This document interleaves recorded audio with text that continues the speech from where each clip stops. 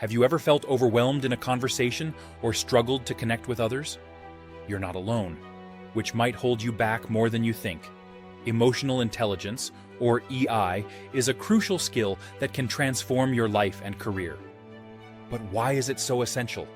Welcome to Self-Mastery and Mindful Connections. Today, we're exploring why developing emotional intelligence is not just a nice-to-have, but a must-have for success. Emotional intelligence encompasses self-awareness, self-regulation, motivation, empathy, and social skills. Let's explore how mastering these skills can lead to better relationships, improved leadership, and overall well-being. Our guest today is Dr. Anita Patel. Dr. Patel has an extensive background in emotional intelligence and interpersonal relationships, making her a true expert on today's topic. She holds a PhD in psychology and is known for her groundbreaking work on how emotional intelligence impacts personal and professional success.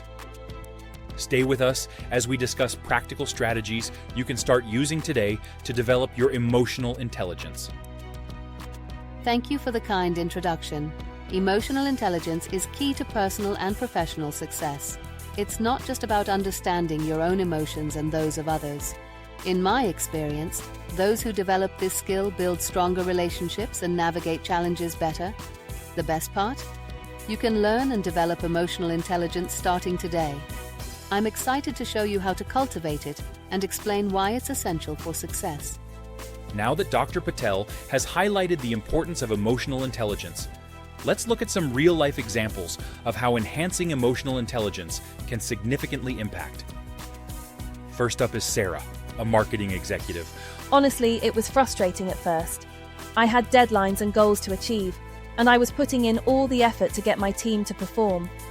But the more I pushed, the more disconnected we became. There were frequent conflicts, and communication was always an issue.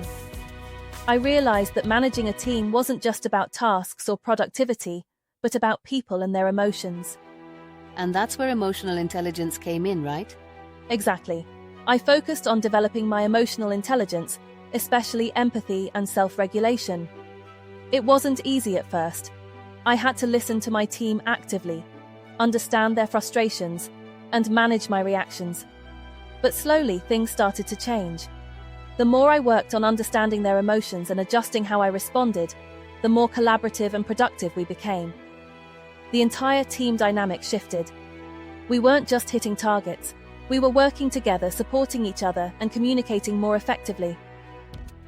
Sarah's experience is a perfect example of how emotional intelligence can completely transform a team and, in turn, its performance.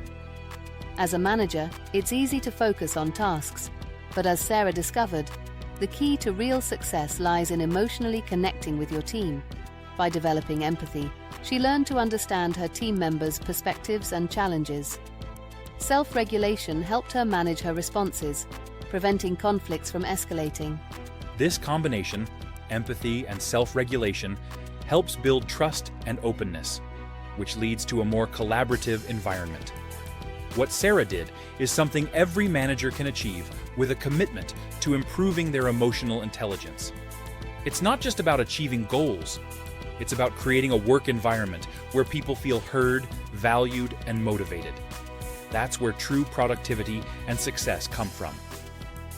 Stick around as we hear from Tom, a professional athlete who transformed his mindset and performance by developing his emotional intelligence. You'll see how emotional intelligence plays a critical role in the workplace and high-pressure environments like competitive sports. As an athlete, I was always focused on my physical performance. I trained hard and followed all the routines, but when it came time to perform under pressure, I struggled with anxiety. It affected my focus and, honestly, my results. I would freeze up at critical moments, and it became clear that the issue wasn't physical but emotional. I had to face the fact that my mindset needed work. That's a common challenge for high performers, Tom. So how did emotional intelligence come into play?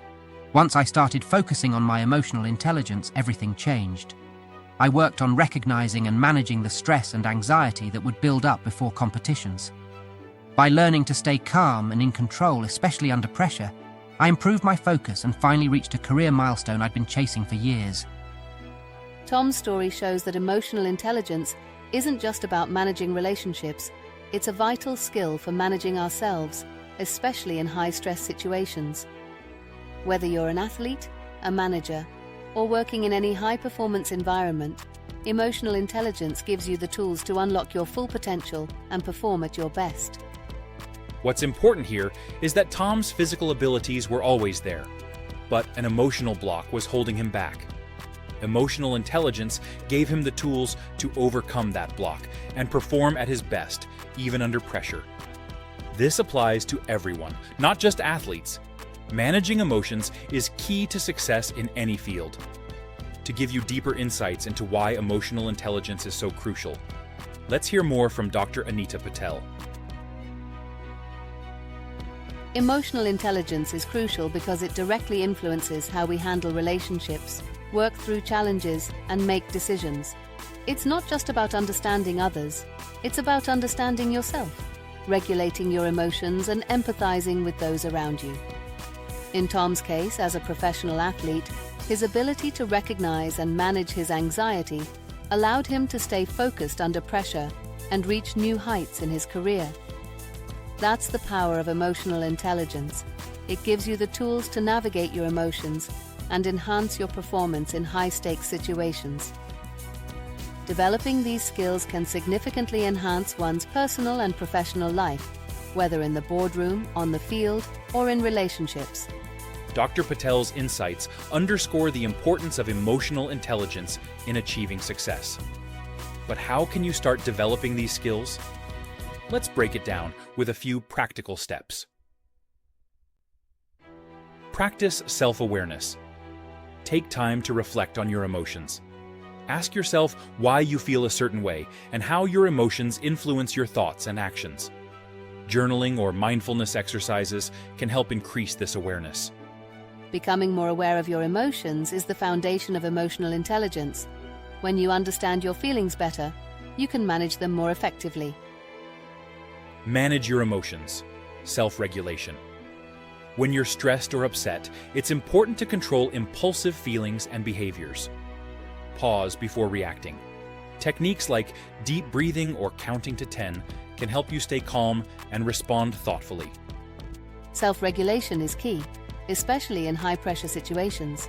It helps prevent emotional reactions from escalating, which is crucial for maintaining composure. Cultivate empathy. Empathy means putting yourself in others' shoes and trying to understand their feelings and perspectives. Practice active listening. Focus on truly hearing what the other person is saying without interrupting or planning your response. Empathy allows us to connect with others on a deeper level. By truly listening, you understand them better and build trust and stronger relationships. Improve your social skills. Effective communication and relationship management are crucial to emotional intelligence. Practice clear, open communication and work on resolving conflicts constructively. Collaborating with others and offering feedback are also key. Social skills are essential for successful teamwork and leadership. By improving your interactions with others, you can create more harmonious and productive environments. Develop self-motivation. Set personal and professional growth goals and stay committed despite setbacks. Emotional intelligence involves staying positive and resilient through challenges. Self-motivation keeps you moving forward. It helps you stay focused and optimistic, even when things are unplanned. Seek feedback. Ask trusted friends, family, or colleagues how they perceive your emotional responses and interactions. Their feedback can give you valuable insights into areas for growth. Observe emotional cues. Pay attention to body language, tone of voice, and nonverbal signals in your interactions. Understanding these cues helps you respond empathetically and adjust your approach in real time. Regularly practicing these steps will gradually strengthen your emotional intelligence, which will have a positive impact on your relationships and performance. Stay with us as we cover practical strategies to develop greater emotional intelligence. First up is self-awareness. Regularly reflecting on your emotions can help you gain better control over them. For example, keeping an emotion journal is a great way to track your feelings and the events that trigger them. Over time, you'll notice patterns that give you greater self-control and the ability to stop these emotions before they overwhelm you. Self-awareness is the foundation of emotional intelligence. Understanding your emotional triggers better equips you to handle them, allowing you to respond thoughtfully instead of impulsively. Try pausing throughout the day to check in with yourself. Ask questions like, what am I feeling right now and why? Mindfulness practices like meditation can help you stay present with your emotions. Mindfulness is a powerful tool for building emotional intelligence. By staying present with your emotions, you learn to observe them without judgment, which helps you manage them more effectively. When you feel your body tensing up, like an increased heart rate or shallow breathing, deep breathing can keep you from becoming overwhelmed. A few deep breaths can calm your mind and allow you to respond thoughtfully rather than impulsively. Mel Robbins talks about counting to 5 before reacting. This aligns with the pause and think rule. When faced with an emotional trigger, pause before reacting to give yourself time to consider the best response. Setting boundaries ahead of time for situations you know are emotionally challenging can also help prevent unnecessary stress. Pausing before reacting is an essential skill in emotional regulation. It creates space between one's emotions and one's actions, allowing one to make more informed and constructive choices. Don't leave yet. We're almost done. Have you ever felt bogged down or like quitting before even starting? Don't be afraid to set goals. We all face setbacks, but breaking your goals into bite-sized pieces and celebrating small victories can keep your momentum going. Dr. Amen discusses ants, or automatic negative thoughts, like waves in the ocean, coming and going. The key is to notice and let them go because your thoughts aren't your reality. You can also combat them with affirmations. But remember, affirmations work both ways. You can focus on sorrow and self-pity, which can spiral out of control, or you can shift your focus to the positive and lift yourself to new heights. Affirmations can be powerful tools for managing negative thoughts, but require mindful attention. The more you focus on positive, affirming thoughts, the more you shift your mindset toward resilience and emotional balance. We have 2 more items to discuss, so hang tight. I used to struggle with developing meaningful relationships. I was so busy worrying about how I would respond or what I wanted to share that I didn't listen to what people were saying. Once I realized this, I learned the value of empathic and active listening. Make it a point to listen without interrupting and reflect on what the other person is saying, often called loops of understanding. Asking open-ended questions is another great way to encourage deeper discussion and show that you're genuinely interested in their perspective. And, of course, the old saying, put yourself in their shoes, still holds. You can better understand their emotions and viewpoints by imagining how you'd feel in their situation. Empathic listening is a cornerstone of emotional intelligence. When you fully engage in what others say, you create deeper connections, and those loops of understanding allow for more meaningful exchanges and stronger relationships. We're getting close to the end, so keep listening. Building social skills involves improving communication and learning how to navigate relationships effectively. Remember, 90% of communication is nonverbal. While practicing clear, concise, and respectful communication, always pay attention to body language, tone of voice, and eye contact. You may have lost their attention when someone's arms are crossed or looking toward the door, even if they're nodding in agreement. When giving feedback, focus on the issue, not the person. Keep the conversation centered on them. For example, if someone is sharing the loss of a loved one, don't shift the focus by detailing how you felt when your parents passed away. Instead, share empathy, recognize their pain, and let them feel heard. Effective communication is as much about what isn't said as what is. Nonverbal cues and focusing on the other person's emotional experience are critical to building rapport and trust. Developing conflict resolution skills is also key.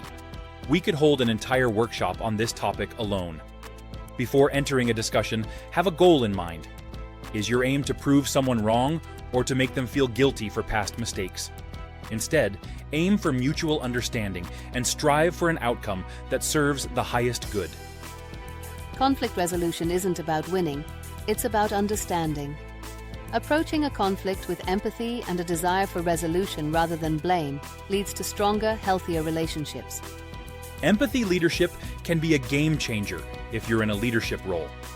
Take the time to genuinely connect with your team, showing interest in their personal and professional lives. When challenges arise, acknowledge the emotional impact and offer support. This builds trust, boosts morale, and strengthens relationships. Remember, emotional intelligence isn't something you master overnight. It's a continuous journey.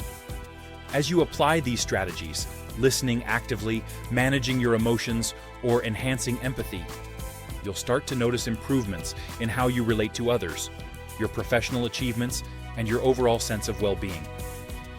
To wrap things up, remember that developing emotional intelligence is a lifelong journey. It's not something you master overnight, but a skill you strengthen over time through self-reflection and consistent practice. By focusing on key areas like self-awareness, empathy, and self-regulation, you can transform how you interact with others personally and professionally. These skills will improve your relationships and communication and enhance your leadership, making you more effective and connected in every aspect of life. Ultimately, emotional intelligence empowers you to lead a more fulfilling and successful life within yourself and in the world around you. If you found this video helpful, don't forget to like, subscribe, and hit the notification bell for more personal development and success content. Share your thoughts or experiences with emotional intelligence in the comments below. We'd love to hear from you. Thank you for watching. Stay tuned for more content aimed at enhancing your personal and professional growth. Until next time, take care of yourself. And remember to keep building your emotional intelligence. It's a skill that will serve you for life.